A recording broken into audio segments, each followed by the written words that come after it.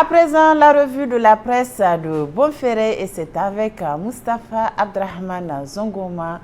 Bonsoir Moustapha. Bonsoir Aminata. La participation du Niger au Forum sur la paix de Lomé au Togo fait la une du journal Le Monde d'aujourd'hui. Le confrère relève que les balles du général Toumba ont fait mouche. Pour la première fois depuis le 26 juillet 2023, le CNSP n'avait eu la possibilité de faire entendre sa voix dans le monde à propos de sa prise de pouvoir.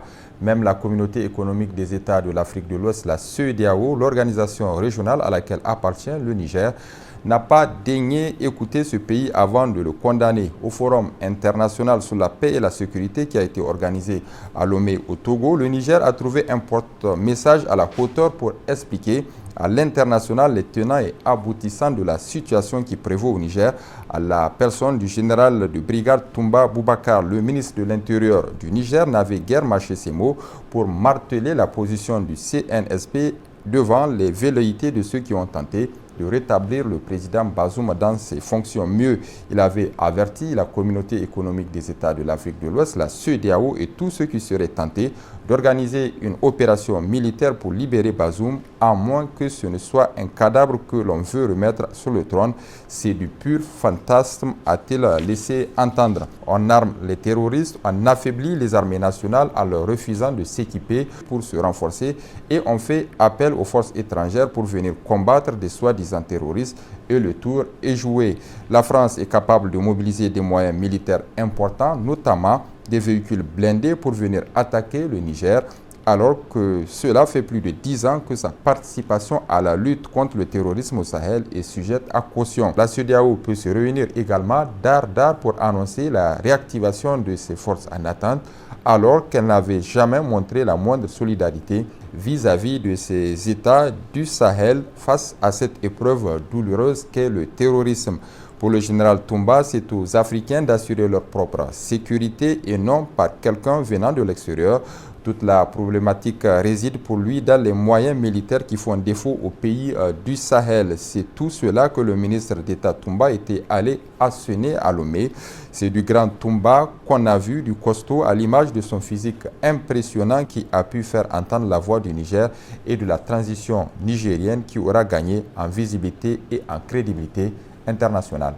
Le quotidien privé, l'enquêteur analyse la prise de mesures de sanctions individuelles contre les responsables du CNSP par l'Union européenne et c'est sous le titre « L'Union européenne, gendarme autoproclamé aux méthodes contestables, veut sanctionner le CNSP ».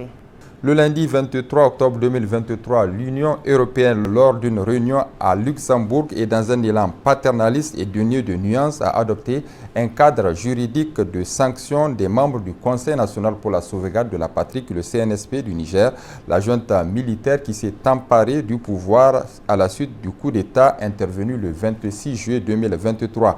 Le mécanisme de sanctions envisagé par l'Union européenne prévoit entre autres le gel des avoirs, l'interdiction d'entrée sur le territoire européen et une privation d'accès à des financements venus de l'Europe. Le confrère condamne cette prétention de l'Union européenne qui, sous couvert de défense de la démocratie, semble oublier la complexité des dynamiques internes au Niger. En réponse au renversement du régime de Bazoum Mohamed, l'enquêteur rappelle que l'Union européenne a immédiatement suspendu son aide budgétaire et toute coopération sécuritaire avec le Niger. Ce geste lourd de conséquences pour un pays déjà vulnérable témoigne d'une absence d'analyse fine des enjeux. Est-ce vraiment en isolant le Niger que l'UE compte encourager un retour à l'ordre constitutionnel? Le journal s'interroge. Ces sanctions individuelles apparaissent moins comme une volonté d'établir la justice que comme un acharnement inutile. C'est une politique punitive envers un pays qui tente de trouver sa voie, même si pour le chef de la diplomatie européenne, Joseph Borrell, il est question d'envoyer un message clair pour faire comprendre aux militaires que le coup d'État militaire a un coût. Il serait peut-être temps de se demander si ce coût n'est pas trop élevé pour les citoyens ordinaires. Lorsqu'on sait que le Niger est déjà frappé par des sanctions de la CEDEAO et de l'UEMOA, ces mesures additionnelles risquent de créer davantage l'instabilité. L'exception concernant l'aide humanitaire, bien que nécessaire, ne peut occulter un fait majeur. En privant le Niger de ressources essentielles, l'Union européenne ne fait qu'aggraver la précarité de la situation. Au lieu d'adopter une attitude coercitive, l'Europe gagnerait à établir un dialogue constructif en reconnaissant les particularités et défis auxquels le Niger est confronté. L'hebdomadaire Le Renouveau numéro 30 du 25 octobre 2023, lui, analyse le gouvernement du CNSP. Le confrère estime que la machine ZEN peine à démarrer. Nommé le 7 août 2023 par le Conseil national pour la sauvegarde de la patrie, CNSP, Lamine Zen est plus dans la navigation à vue que dans la technocratie attendue en pareille circonstance, estime le confrère. Sans programme social et économique clairement défini, Lamine Zen et ses ministres semblent déconnectés des attentes des citoyens. Programme social et économique clairement défini, Lamine Zen et ses ministres semblent déconnectés des attentes des citoyens.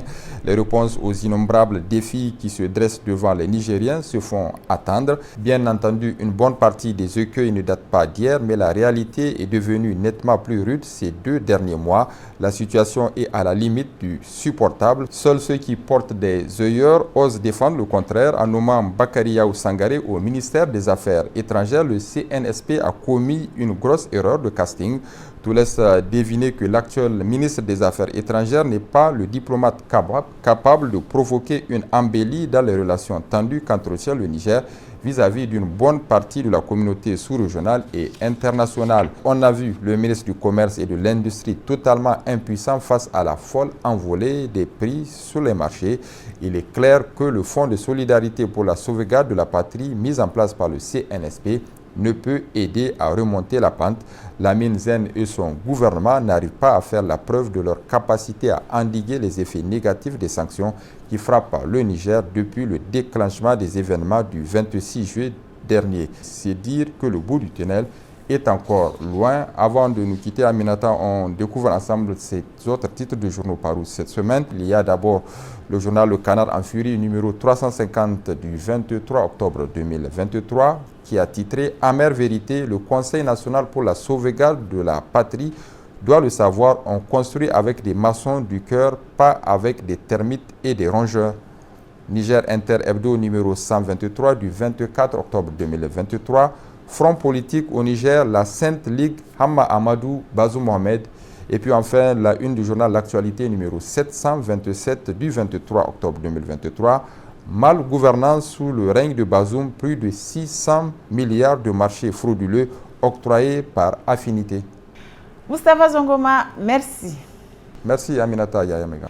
Merci également à vous de nous avoir suivis. Ici se referme cette édition d'information. Excellente soirée en compagnie des programmes de la télévision Bonferré.